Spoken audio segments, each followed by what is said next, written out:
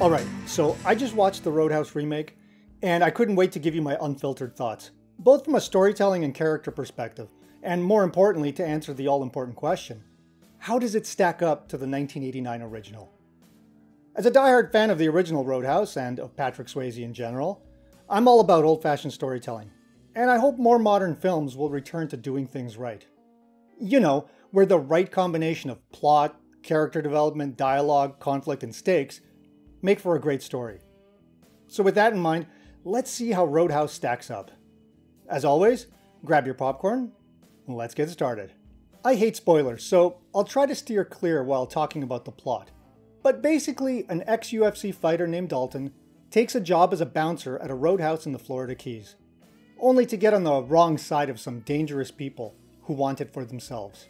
It's similar to the original at this base level, though Patrick Swayze's Dalton was a professional cooler, or head bouncer, who went from bar to bar offering his services as a kind of gun for hire.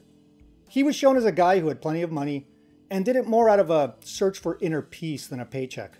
He picked where he went, and for how long he stayed, adhering to a strict moral code and a Buddhist-like philosophy. Here though, Jake Gyllenhaal's Dalton is pretty much flat broke and living out of his car, and following a run-in with a train, decides to take the job because he has no other options. Both versions are shown as incredibly skilled fighters with a high tolerance for pain, though Jake's Dalton has more of a anger management problem than Swayze's ever did. And both films play up the idea of a modern western, with Dalton as the lone gunslinger hired to clean up the town, though the end result in the two films is quite different in my opinion. Here's what I thought worked. First and foremost, Dalton's casting. Jake Gyllenhaal is a great actor, and he's shown in past films like Southpaw that he can take on physically demanding roles and look like a great fighter on screen. It's no different here. I remember watching UFC 285 when they brought him out to film this portion of the movie in front of an actual live audience. The fans ate it up. He more than looked the part and showed some actual skills in the octagon. It was a pretty great taste of things to come. And his performance isn't just about the physical side, which is super important, but he's also a really likable guy in this film. Quick to smile and try to defuse an altercation when it flares up.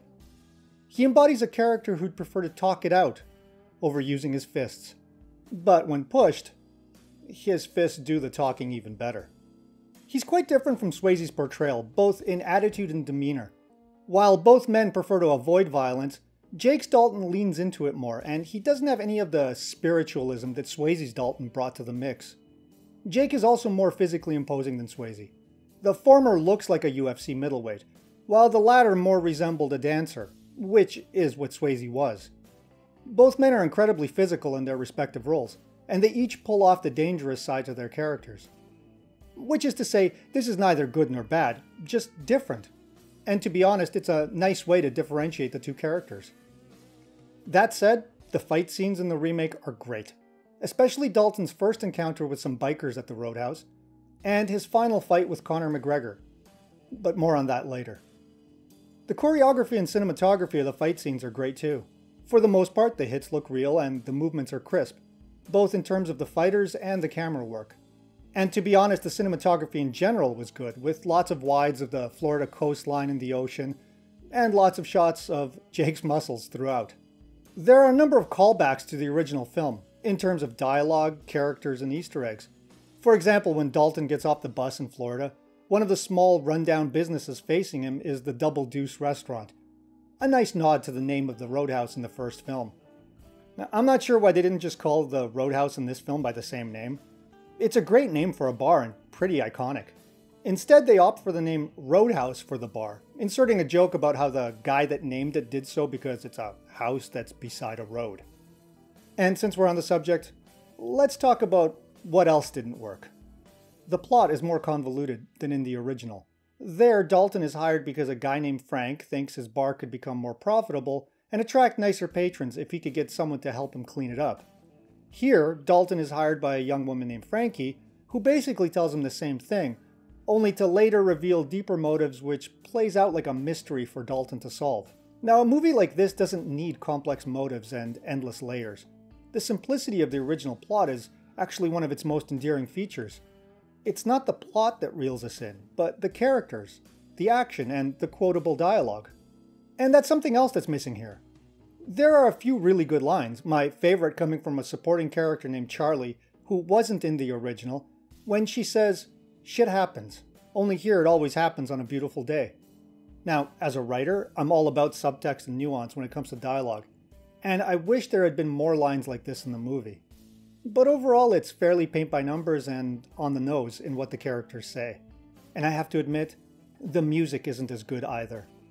The musical acts they lined up for the remake are decent enough, on their own, but how can you beat Jeff Healey at his absolute best, like he was in the original?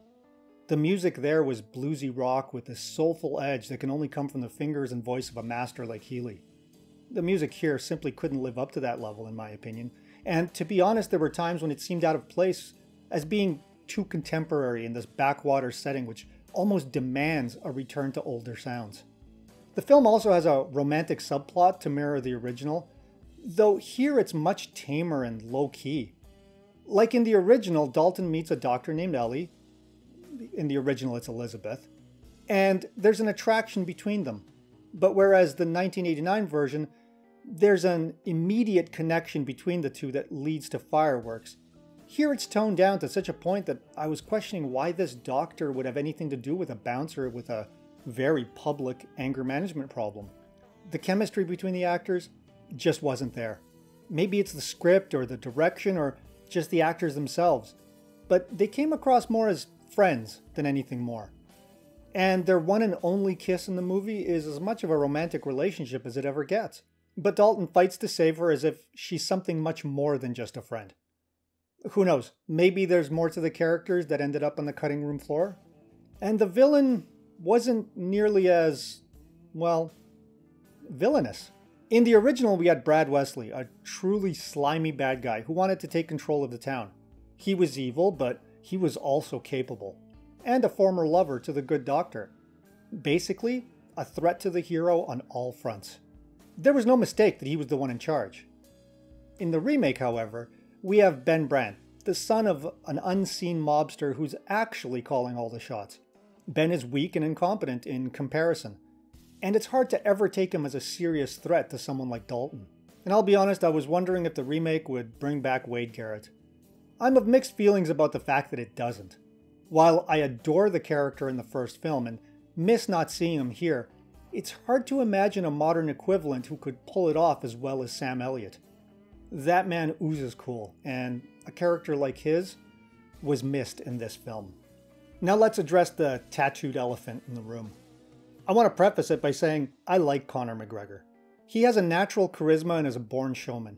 He wouldn't have become the most famous UFC fighter in the world without those skills. But this film takes everything that made him a brand in the octagon and turns it up to 11. I don't know if it's because he's not an actor and therefore might not have enough range, but his character of Knox was cartoonishly one-dimensional. He chews up every scene he's in, from flaring up his lats and strutting whenever he walks, to grinning maniacally at every turn. His delivery is one note, always the same expression of delighted madness and bravado, always loud and brash, and always itching for a fight. But it's all so over the top as to lose steam too quickly, and in the end comes off more comedic than deadly. Compare him with Jimmy, played by Marshall Teague in the original film. They're basically the same character, the dangerous henchman who works for the real villain.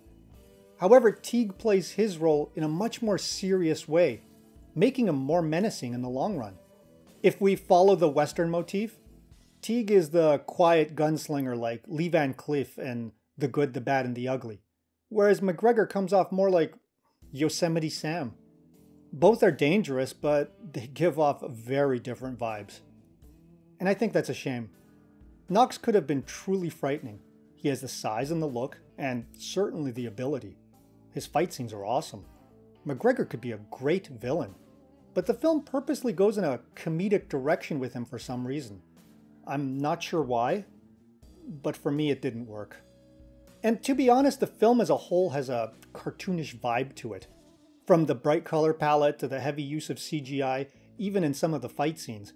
And especially with a post-end credits scene that kind of defies all logic, even in a movie like this. It's a film that all but tells the audience not to take it seriously. And that's a shame, because part of what makes the original work so well is its earnestness. It wants us to take it seriously, even when it's over the top, and it only adds to its charm.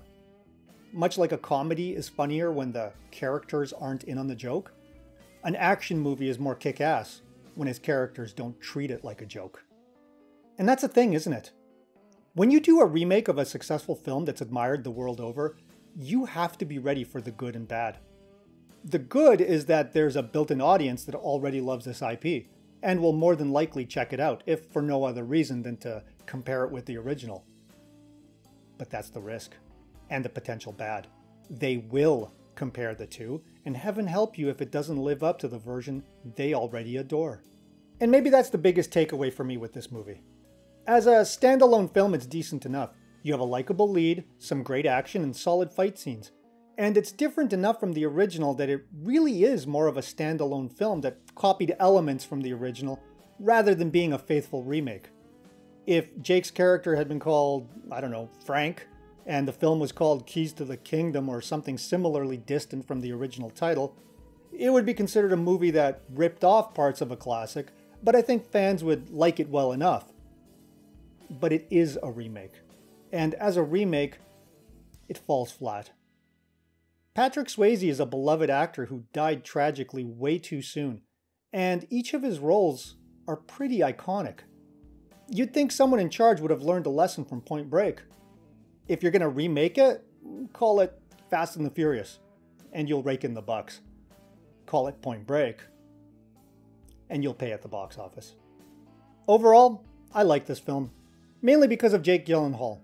He's the main reason the film isn't a forgettable remake. He clearly put in a ton of effort in his character work and fight training, and it shows. Unfortunately, the script could have given him some better dialogue and less predictable plot to work with. And some better chemistry with both his love interest and his rivals would have helped a ton. That said, it's a worthwhile watch for action and fight fans alike, and hopefully Conor McGregor will return in a better role in the future. Roadhouse may not live up to the original, but it's a solid attempt at 80s style filmmaking. But those are just my 2 cents. Give me yours. I'd love to hear what you thought of Roadhouse in the comments below. Don't forget to smash that like button, subscribe to my channel, and hit that notification bell to stay updated with the latest content. Until next time, stay creative.